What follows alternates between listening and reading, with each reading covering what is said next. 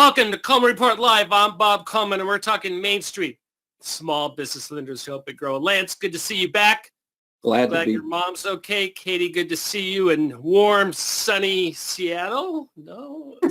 Maybe a couple days. It's actually surprisingly warm right now, but I think we're expecting some more rain later this week. Oh, very good, very good.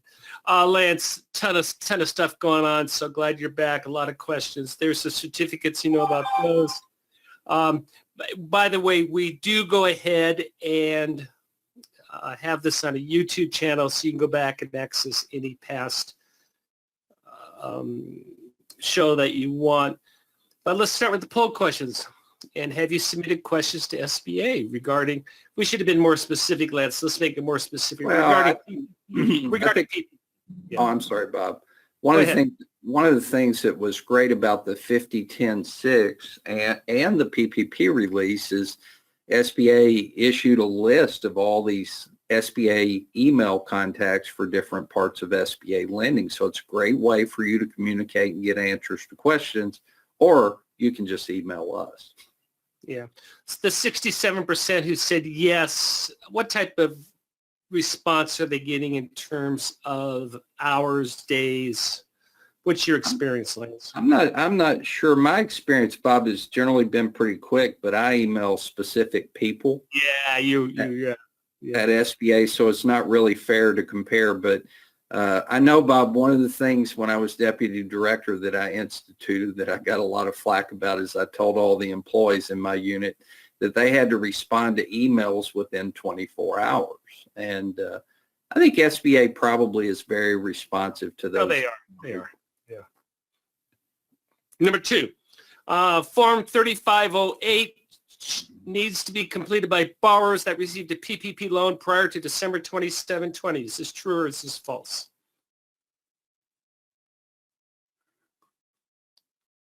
Half don't know. Lance, what's the answer? The 3508. That's the affiliation, the special affiliation one.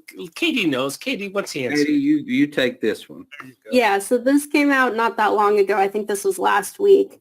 It's the affiliation form. So basically, if you have a borrower who is affiliated with certain political leaders and things like that, then and they didn't have to fill out the new form to apply, which they have to now check off that they are not, then they're going to have to fill out this 3508D along with their regular forgiveness forms.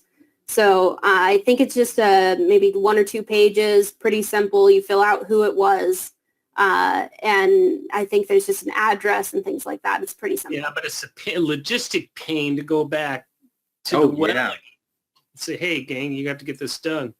Well, and the challenge... And it is only going to be those loans, though, that were done prior to the 27th of December. So these new loans, there's a checkbox when they're applying, so they're not going to have to do those on the new loans. It is a pain, though, for all those older loans.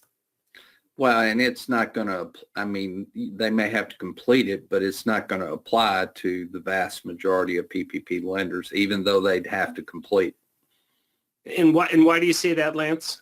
Well, Katie, the 3508D, isn't that an affiliation with someone involved in government? Yes, so they only have to fill that out if that's the case. If they were involved, if they were affiliated with someone involved in government, there's the list. I believe it includes things like the vice president, the president, people in Congress, things like that. For a vast majority of PPP borrowers, this is a non-event. You don't have to worry about it. Fine. Thank you for that clarification. I was thinking they'd have to go back and do the entire portfolio, but the answer is no. Our friend Jennifer has reshuffled her schedule for this year. We're still under the effects of the pandemic. And do you plan on attending anything in 2021? Lance, I know you're getting stir crazy. Bob, I wish there was an answer. I really, really hope so. Because I've got to be honest with everybody that's on the call. I miss seeing your faces. I miss having an opportunity to talk face-to-face, to see everybody as you go through the vendor booths, to, this small business lending is truly a community, SBA lenders. And we like to get together, as you know, Bob. Yeah. That's good. Anyway, we have that. We're going to update that for you. Some are going virtual, but the ones in the fall, she's planning on doing in person. So we'll see what's happening on that. So what are we doing? Why is SBA still trying to work with trade groups? And why are we still tweaking PPP, Katie? Yeah, so over the weekend, the SBA contacted a lot of trade groups to say that they want to continue working with them to try to update PPP because they're getting a lot of questions about specific issues, things that changed over the past couple of months. Some businesses are not operating the same way that they were operating when they received their first round of PPP. And now they're getting ready to apply for their second PPP loan. And things have really changed. So they're getting a lot of questions about how to handle that, some questions about affiliation and things like that as well. So what they're going to do is they're going to try to work with these trade groups to try to make sure that all of those questions are answered. And hopefully if they need to, they'll tweak some forms and things like that to make sure that it applies for the vast majority of small business borrowers so that nobody's really left out on the basis of things changing over the past couple of months. Well, we had 47 different iterations of PPP first draw. So good. I'm all for this, Lance. Go ahead. Well, I am too. And SBA's done a great job of putting together the new forms we're using, but it doesn't mean that they can't be improved. One thing that I find interesting, Bob, of course, everybody knows was out a little bit last week working and spending time with my mom, but, I got a few calls, the new forgiveness forms out, but very few platforms are accepting it yet. In most cases, they were still trying to wrap their arms, but it's a very simple form. And I shared the form with a couple of folks who were completing it, wanting to submit it, and the forgiveness platform of the lender would not accept it yet. Katie, we get a number of questions regarding first draws versus second draws. Let's go through that very quickly. We need to do the first draw before the second draw, correct? Yes. Yeah, they have to have already had a first draw for a second draw. If they're wanting a second draw and they haven't gotten a first draw, why not just do the first draw? That's the, Well, that's, Katie, I've gotten a lot of phone calls from small business owners asking the question about, do I have to prove a 25% reduction? My first question is, have you already gotten a PPP loan? And their answer is no. And I'm like, no, you don't. The rules are the same as they were or basically the same as they were with the original PPP loan program. Lance, we get a lot of questions on business acquisitions. It's someone acquired a business and on assets and no employees in September of 2020.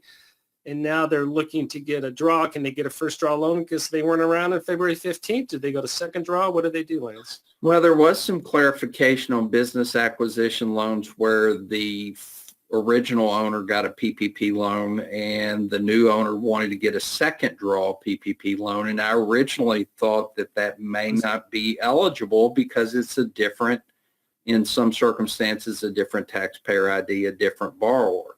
But you were wrong. But I was wrong, absolutely wrong. SBA clarified in a business acquisition after the first round of PPP, the new owner can get a second draw loan. Now, the question becomes, can someone who acquired a business during 2020 after February 15th, 2020, get a first draw loan, Bob? And I'm going to be honest with you. I'd like to see clarification from SBA on that because the rules with the first round, this must have been in existence. But in that discussion of the second draw loan, Bob, on business acquisition, it talked about the intent of the CARES Act program being to help small businesses keep people employed, and that's why it was eligible. So I would lean toward thinking, Bob, a business acquisition that was in existence prior to February 15th, but new owners most likely will be eligible based on what I read. Okay, well, let me give you a curveball. This came from Darlene, and I don't have it on a screen, but Darlene's question is this. The business was in operation on February 15th, 2020. They had some employees, but the second quarter and the third quarter, they had 0 employees, and they filed the 940 as being closed, and then the new entity went and bought the assets. And now they want a PPP loan. Of course, the question is what? Well, Bob, you threw a giant, that was a knuckleball, not a curveball. That's a brush back pitch. That is a nasty knuckleball. That's a tough one because, basically you've got an asset acquisition with new employees. I would lean toward that one not being eligible, Bob. Yeah. But again, SBA could come out with the clarification. You guys, when you read the IFRs, it is really critical to look at the Q&A section of those IFRs because there are a number of things that you might just read in the regulations. And then when you see SBA's response to a question, you're like, oh, that's not what I thought it would be. Hey, Ralph asks an interesting question. I don't have the answer. It says, any update on partial forgiveness for first round loans that makes them ineligible for second round? For example, if someone was approved for $50,000, but they only got forgiven for $48,000, does it make sense SBA would box them out of round 2? It doesn't make sense to me, but here we are. I'm not exactly sure. It's like the second draw loans we talked about. Can you get a second draw if your first draw is not finished? Now, you must have used all the funds. All the funds must be dispersed on the first draw loan before you can get a second draw loan. Well, he's asking, the question is, if we don't have forgiveness on the entire loan, are they eligible for a PPP second draw? That's the question. It's a tough question. My general inclination. Okay. We'll follow out here on the. We got an email from SBA. Thank you very much over the weekend on the idle advances. It's something we don't track too much, but these are the 3 points that they wanted you to know. So we thank you for that. And this was in response to a PowerPoint that we had done, January 15th, Katie? Yeah.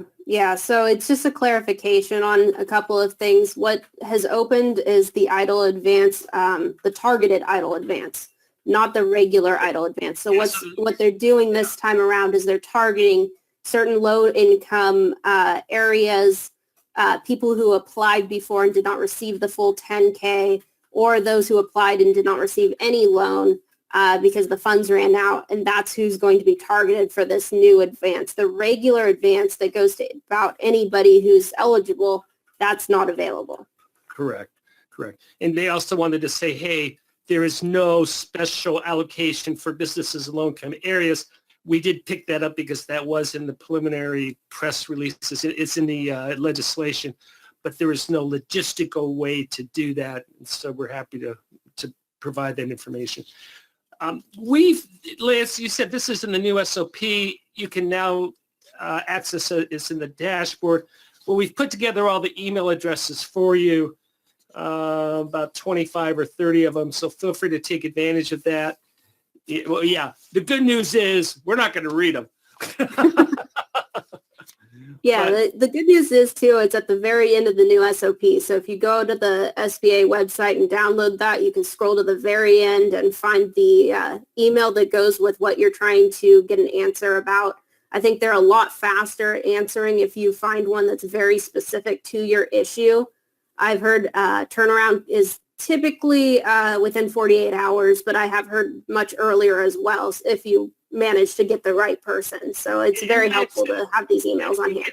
You get stuck, send an email to us, send an email to Lance. Lance would be more than willing to. Well, and the thing that's great about this email list, Bob, is it separates it by the kind of requests. I mean, a lot of SBA lenders would have questions in multiple areas, but would tend to email those questions to the same email address. Now, I think the response time will be improved because SBA said, hey, here are common areas where there are questions, and here's an email address for that. Yeah. And then obviously we have, about 30. And where are these? These are in the new 5010, Lance, or the 5053? 5010-6, yes. The 5010. In the appendix section. Craig asked a logistical question. Will the portal change to reflect the new S form, or should we just submit it as is? I think the portal will change. It's much like many of the lenders' portals that are not ready for the new short forgiveness form, but I suspect that'll be happening this week across the board. Samantha saying in response to response times, we have been told SBA is taking 7 to 10 days to respond to questions regarding round 2 errors. We just received responses to our initial emails we sent on the 19th. And to begin processing the portal, running into errors, holds, etc. So, which makes sense. I think the huge adjustment for most small businesses, Bob, and I've had a number of phone conversations in regards to this. First time they did a PPP loan, the lender puts it in E-Tran and all has a number and they're ready to go. This time, there's an approval process and it's taken a little bit longer than initial. Chris follows up with the question: if borrower files 1120S, there's no employees but takes a salary, can they also use the owner comp amount plus net profit as the basis for calculating the dollar amount? I do not think you can do both. I think you'd use owner's comp or net profit. I don't know. I'm not sure. Yeah, Katie's nodding. I vaguely remember reading something that sounds familiar to what Lance is saying, but I can't really say what form it was or if it's old news now, so I want to double check that before confirming it. We apologize. These changes come through. I'll tell you, we will research this one. Katie, you're on this one. Just an answer tomorrow. Go ahead. Well, and I think normally, say you have a Schedule C. Right. They're going to take the net profit for the year divided by 12 multiplied times 2.5. In this case, the owner's taking compensation. So the PPP loan amount should be based on payroll, not on net profit. Okay. I agree with the thinking. Katie's going to will research that.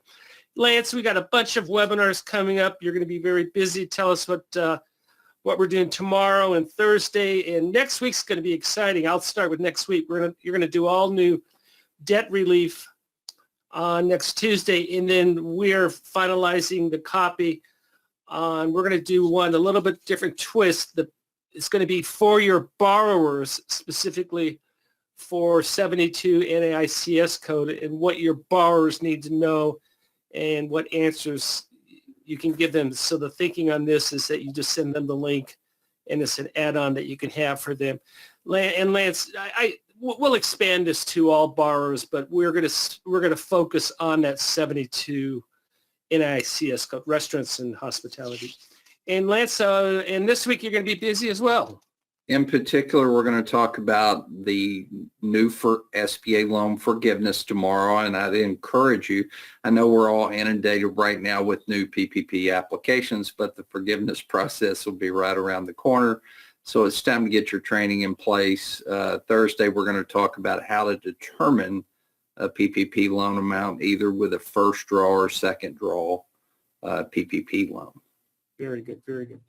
Well, Lance, good to see you. Glad your mom's okay. That's good to be back. And she's rehabbing and getting back.